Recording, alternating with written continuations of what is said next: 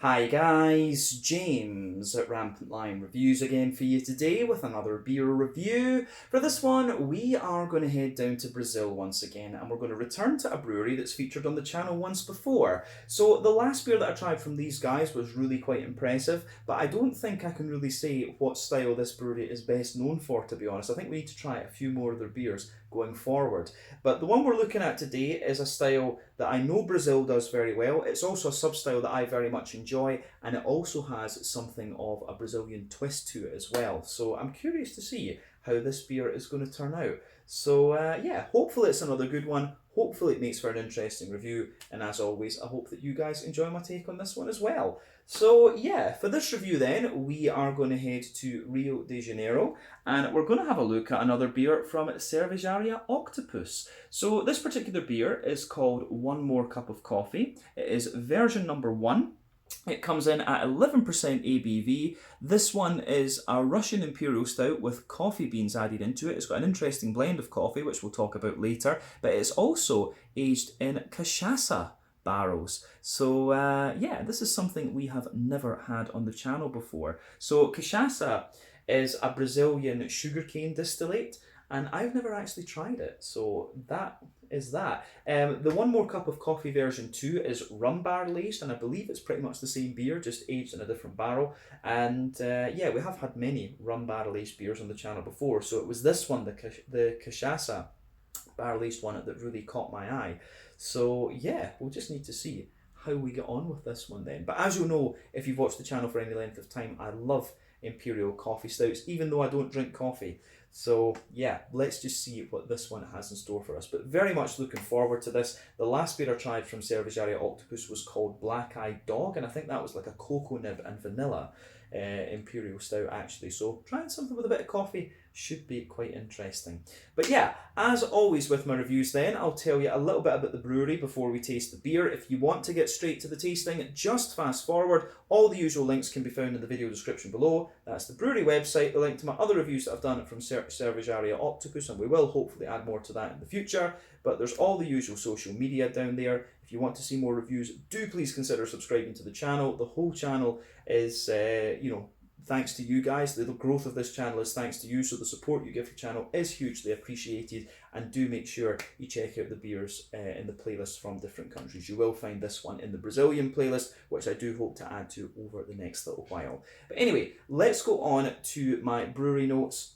I'll tell you a little bit about Cervejaria Octopus then. So, Cervejaria Octopus are a gypsy, contract, whatever you want to call them, brewery who are based primarily in Rio de Janeiro, but they also operate a little bit in Belo Horizonte as well. But the company was established back in 2016. So the three men behind the company are Pedro Fernandes Diaz, Paulo Victor Totola, and Leandro Fontes, and these guys are long-term friends and had been beer enthusiasts that eventually got into home brewing. So Vitor runs the administrative side of the company from Belo Horizonte, while Pedro runs the second base that they have in Rio, and this is where they have their kind of small experimental brewery and from where the distribution is managed as well. But these days, it seems they've moved most of their operations down to Belo Horizonte, and they brew a number of their beers at Cervejaria Antwerpia as well. Or that actually sounds like the Antwerpian brewery,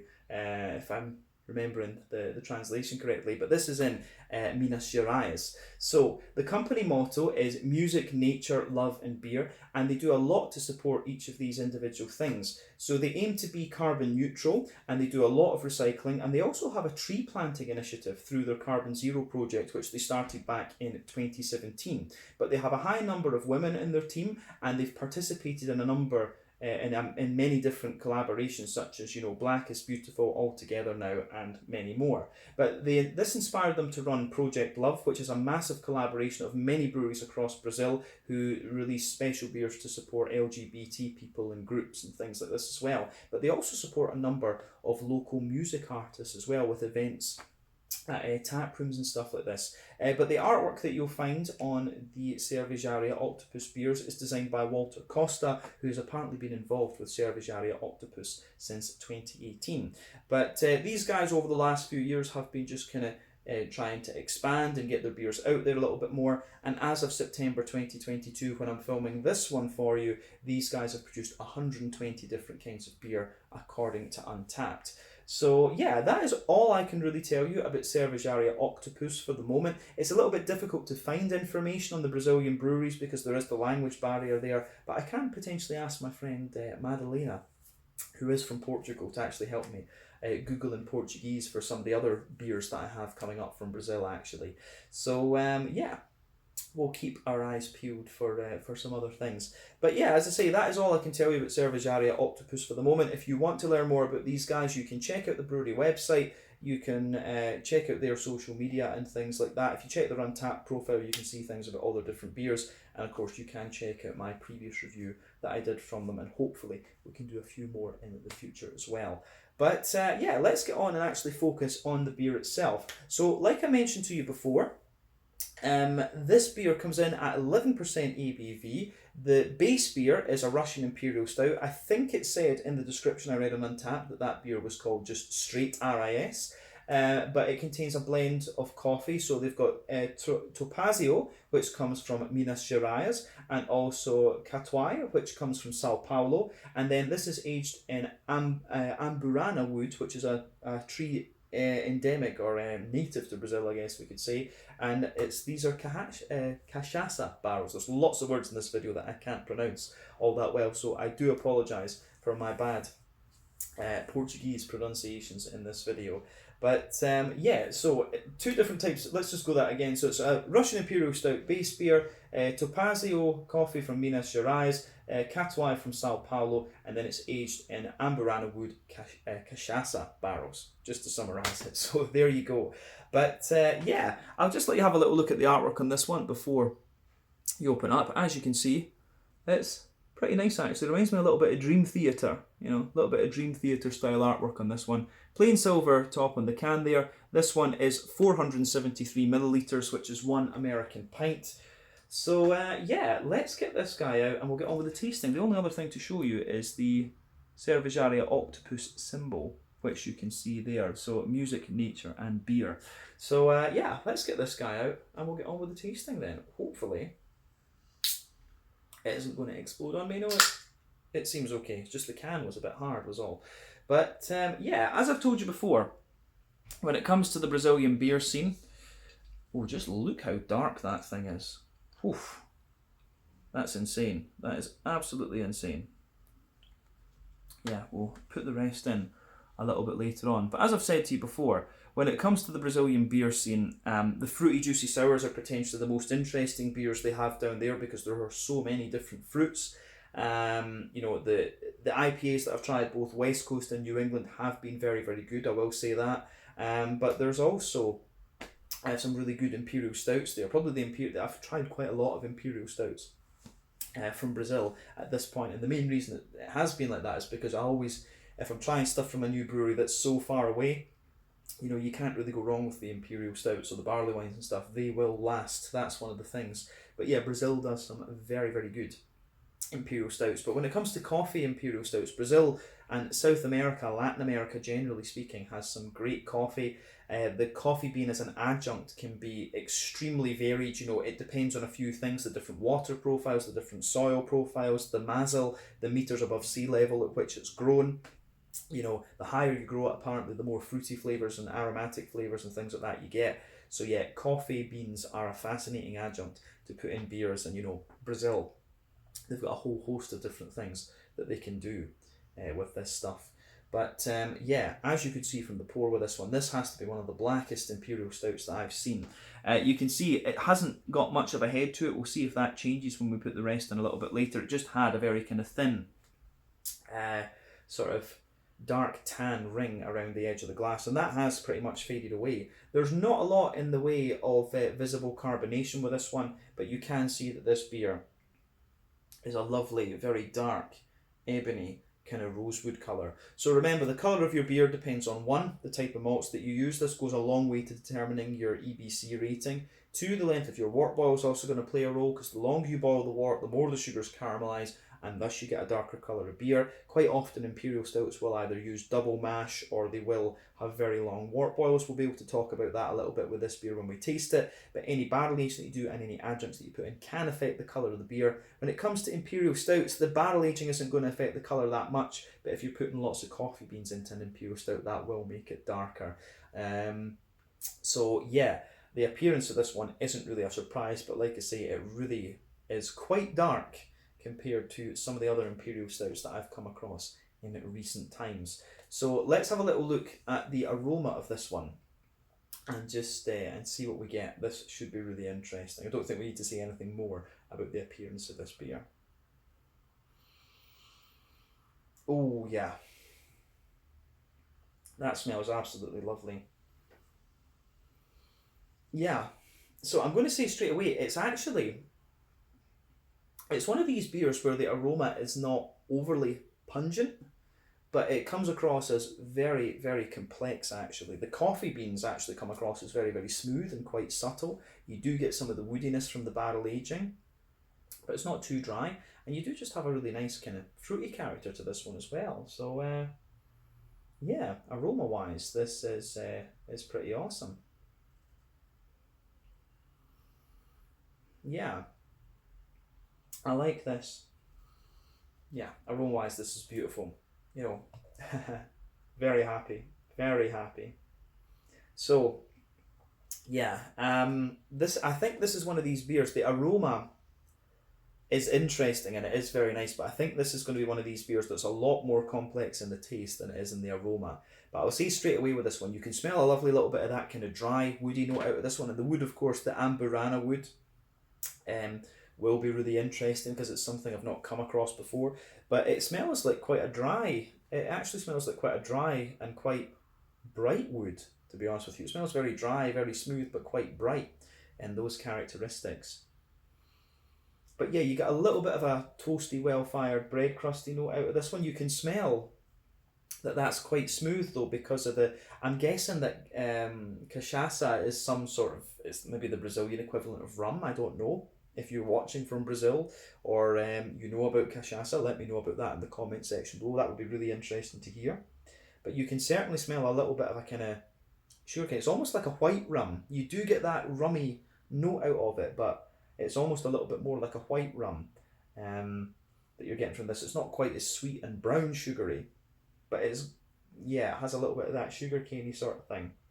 And as I say, I know very little about cachaça. I really want to go down to Latin America and try and visit some of these breweries and see the place. But yeah, this is really pretty pretty interesting actually. Yeah, so you've got that lovely, smooth, slightly dry, woody backbone to it. You can smell a little bit of an almost white rummy character, bit of a roasty, toasty, well-fired bread crust. Definitely some sort of kind of rye bready notes as well in this beer. There's a little bit of a kind of tobacco-y note as well. Some toasty brown sugars, but the coffee beans, of course, are sitting in there. The coffee beans are quite interesting because they've got a little bit of aromaticity to them, a little, very slight touch of a kind of red fruity note, but they are quite, they're quite aromatic and they're quite earthy in a sense, quite smooth roast, I would say. And they're almost quite oily in their nature. Coffee beans, as I say, are one of the most complex adjuncts that you can put into an Imperial Stout. But yeah, the flavour profile you're getting out of this is pretty awesome. Yeah, it's a big oily smelling beer. So the more and more that I focus on the coffee side of this one, the coffee gets more oily, as I say, slightly aromatic, slightly red fruity, a little bit earthy and a nice smooth roasty character to it. I really like how that goes together in this beer. Yeah, aroma wise, this is just lovely. The more that I smell of it, the more I start to get a kind of chocolate cake, chocolate brownie sort of thing out of the beer. Yeah, it really is just very, very nice, this one. You can smell a little bit of a kind of caramelised brown sugar. We'll be able to tell a bit more when we taste it. whether it's long boil or exactly what they've done with this one. It could be double mash rather than long boil. And then that's what I suspect from the aroma. But the whole thing smells very, very smooth. I don't think we need to say much more about the malty and adjuncty side of this beer, to be honest with you. There are one or two little nutty hints to it as well, but yeah, you're always going to get that. When it comes to the hoppy side of the beer, it feels like most of the hops have kind of dropped out of this one, and when it is barrel aged, it didn't say how long it was barrel aged for, incidentally. Most of the hoppy character is going to drop out. You get a little touch of earthiness, a little bit of herbal character, and yeah, there's a wee touch of grassiness there, but the hoppy side of this beer comes across as very smooth. But of course, when you age the beer, the hoppy notes are going to drop out. On the fruity side of things, there's a little bit more of how would you say? The fruity side is, you've got a little bit of that kind of oily fig forming the backbone of it. There's a wee bit of a kind of there is a little touch of raisin, but yeah, plum. The more of an oily plum. And it's quite an oily fig, oily plum, and a little bit of a black. Yeah, more of a kind of, there is a little bit of juicy blackberry, but it's not overly tart in a sense. I think we're going to get more fruity notes out of that the further into the taste that we go. But regardless, it's a lovely smelling beer, this one. As I always say, take a bit of time to enjoy the aroma before you get stuck into this one. And I'm just surprised at how black this beer is. We have to be careful with this. This is 1 American pint, so it pretty much fills the glass. I started pouring it, and then I was just like, we can't stop. So yeah, the can is empty now. I think it is about time for us to try this one. As I always say, they'll take a bit of time to enjoy the aroma. But yeah, one more cup of coffee, number 1. A coffee Imperial Stout aged in Cachaça barrels, Amburana wood, from Cervejaria Octopus in Rio de Janeiro in Brazil. Let's get stuck in. Slàinte, skål, cheers.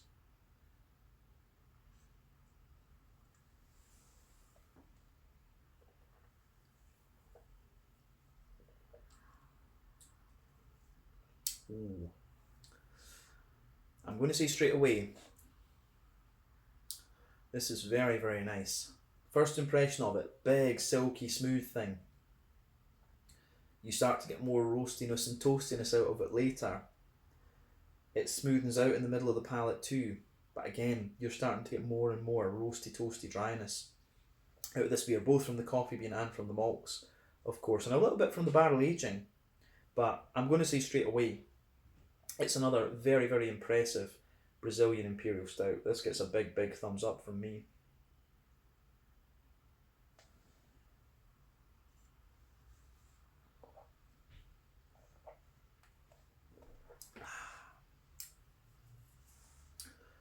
So yeah,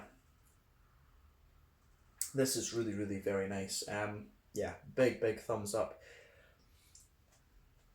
It's one of these beers that's just, it's just so well done, actually. I love Imperial Coffee Stouts. That started off with the ones that we had from Dugas Brewery here in Sweden, but yeah, this is really nice. I'm finding in the back of the palate it's getting more roasty and toasty and bitter and things. It smoothens out in the middle. This is another beautiful Brazilian Imperial Stout. As I say, if you haven't tried Brazilian craft beer before, you are missing out if you're a craft beer fan. You will enjoy these. Let's try and break this down and just describe it a wee bit more for you.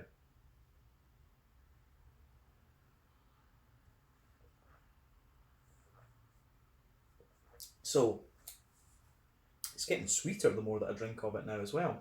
Interesting. Yeah, so middle third of your palate then.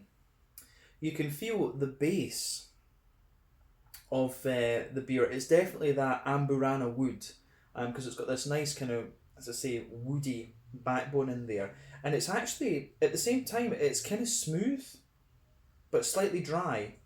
When I've tried, Japanese sake, they quite often age it in cedar barrels, and that gives you a bit of spice, but this wood doesn't do that. It's actually just very smooth, but at the same time it just has this little bit of dryness to it, and it's almost on the verge of being spicy, but just not quite, if that makes sense. So it's got this lovely kind of dry woody backbone to it.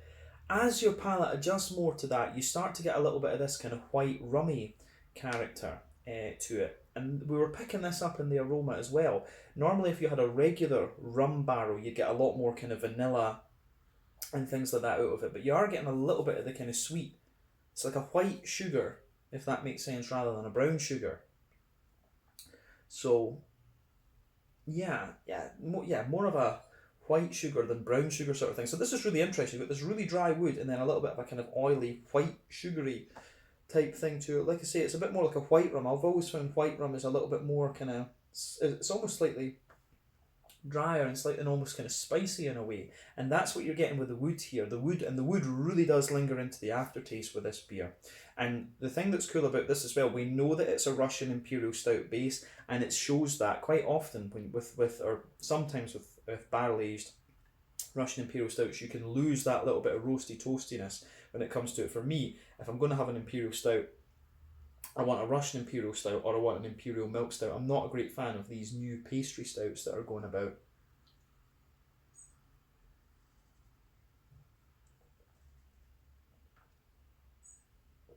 But yeah, this is really nice that way. Yeah. So on the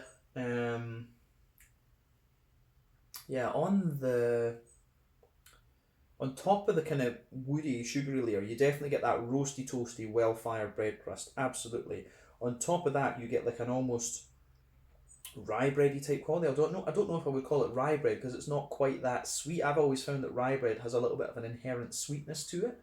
So, yeah, you definitely get this quite dense brown bready character to this one though. This is an all barley malt beer though. You can tell that from this one. It's not madly thick and creamy as you would get if it had wheat and oats in it. But yeah, roasty, toasty, well fired bread crust in there, a bit of a thick, dense layer of brown bread, and then on top of that, you start to get some other interesting things. Like toward the back of that middle third of your palate, you get the coffee beans, and further forward, you get this more kind of cakey, sort of chocolate brownie muffin type flavour. And in the middle of that, it's almost like they form a kind of cup in that kind of top layer of the malt base. It's almost like they form a cup, and within that, you get this sort of little brown sugary thing. So you've got this kind of sort of caramelized, leathery brown sugar. It doesn't come across as being overly caramelized, but definitely a little bit. So I think this is long boil and probably double mash at least. So yeah, you can feel that with it. It has this big leathery sort of treacle molasses kind of thing. It's not madly sweet. It's actually more of a kind of dry, leathery brown sugar you get out of this one. But like I say, at the back of that middle third of your palate, it's got this more kind of coffee bean sort of flavour. At the front, you've got the more chocolate brownie flavour. You know, more bitter flavours come out further back on the palate. Sweeter ones come out further forward. Then within that sort of cup, you've got the kind of leathery brown sugar sort of thing. And you would expect that a little bit when it's an 11% Imperial Stout.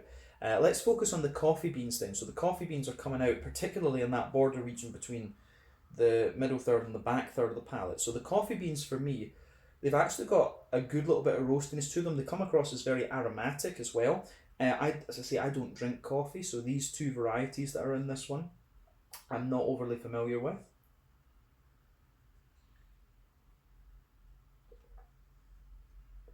But yeah, when you first take the beer in, the coffee bean is actually quite sweet and quite fruity. You know, you get a little bit of this plummy, raisiny note to it. But then when it matures out, you start to get more of the roastiness and earthiness. And then as you progress further into the aftertaste, I think the coffee bean becomes a little bit more kind of aromatic in a way. So the coffee bean does have a little bit of a transition in its flavour, which is really interesting. But yeah, I think that's everything we need to say about the middle third of the palate with this one. On the back third of the palate, you can feel the woodiness gets even drier on the back third of the tongue. Then on top of that, the sugary layers a bit drier too. You've got more pungency to more punch to that kind of roasty, toasty, well-fired bread crust, and you can feel the big brown bready layer in there is a little bit taller and slightly drier as well. But then the coffee bean kind of merges on top of that, and it pushes further back, so you're getting more of the roasty, earthy side of the coffee the further back on the palate you go, which is interesting. But I think the yeasty notes in this beer are kind of mixing in a little bit with the coffee and the kind of bready notes. It's got a little bit of an almost crackery, wholemeal, brown bready sort of character on the back third of the tongue, and for me that's probably the yeast that's giving you that slightly lighter flavour there. But definitely on the back third of the palate, the flavour is absolutely taller. Then as you come further forward, it just condenses down and squashes together. But yeah, the malty barrel aging side of this beer is absolutely lovely. It gets a big thumbs up from me.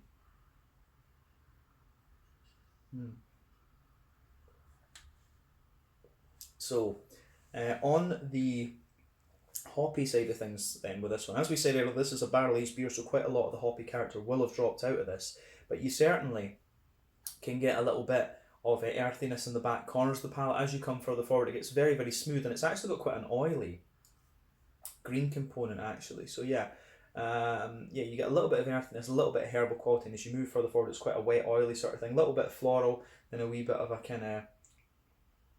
a lighter grassy sort of note to this one. You get a teeny hint of zestiness from the grass, which is quite interesting, but yeah, quite an oily, grassy sort of thing. Yeah, when it comes to the front third of your palate with this one, then the fruity side of the beer. So that border region between front third and middle third of your palate, you do get the kind of coffee. You get a little bit of coffee coming out of it, which is interesting, but you also get some of this kind of chocolate brownie sort of thing. And the base of the front third of the palate is definitely a more kind of smooth wood, actually. Then on top of that, you're getting this nice oily bubble where the fruity, juicy esters roll their way out of the beer. So we'll focus on that.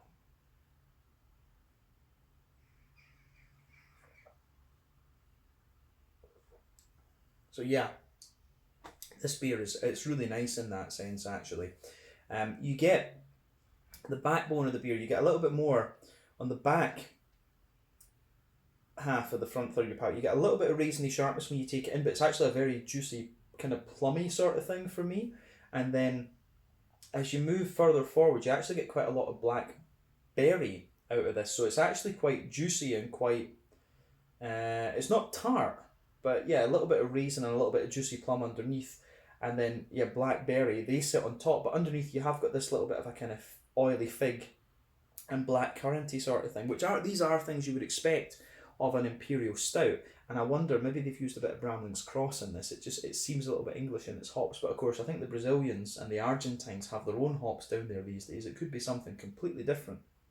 So yeah, or it could be, they get hops from America, who knows. It could be something like that, it could be something straightforward. But yeah, you get this lovely red fruity note out of this one, which is great. As I say, a bit of raisin, bit of plum on the back half, wee bit of fig underneath, bit of black currant underneath on the front half of the front third of your palate, then a juicy blackberry. And it gets it's kind of interesting. You can detect all of these as you go further into the aftertaste with this beer.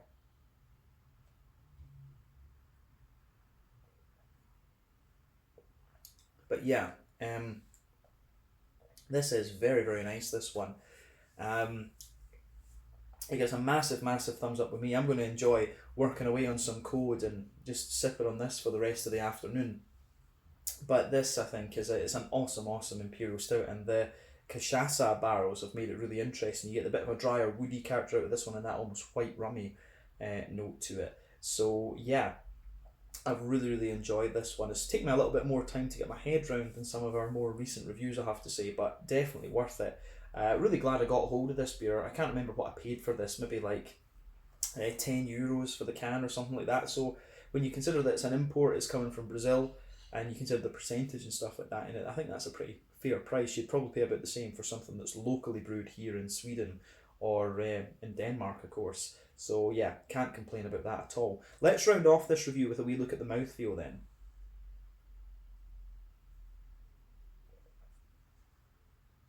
So mouthfeel wise for me, this is definitely not the thickest of Imperial Stouts I've come across. It's actually,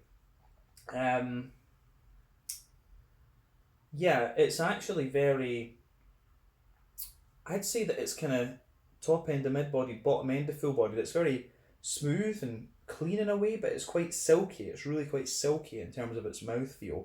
IBU wise, I think it is pushing toward, I think it's probably about the 80-90 IBU mark. There's quite a lot of dryness out of this one, both from, that'll be coming from the coffee, a bit from the kind of fact that it's a Russian Imperial Stout, and there is a bit of dryness in there as well, which I think from the barrel aging, which amplifies the whole thing. But the malt base, as we said, is very smooth. You've got a bit of roastiness underneath, but there is a slight degree of sweetness to it as well. And then you've got these lovely juicy fruity notes to it. But all in all, this is a beautiful beer, and I'm really glad I got a hold of this one. to review for you here on the channel. Doing these Brazilian beers is very, very interesting because it's something different, and they always tend to be pretty damn good actually.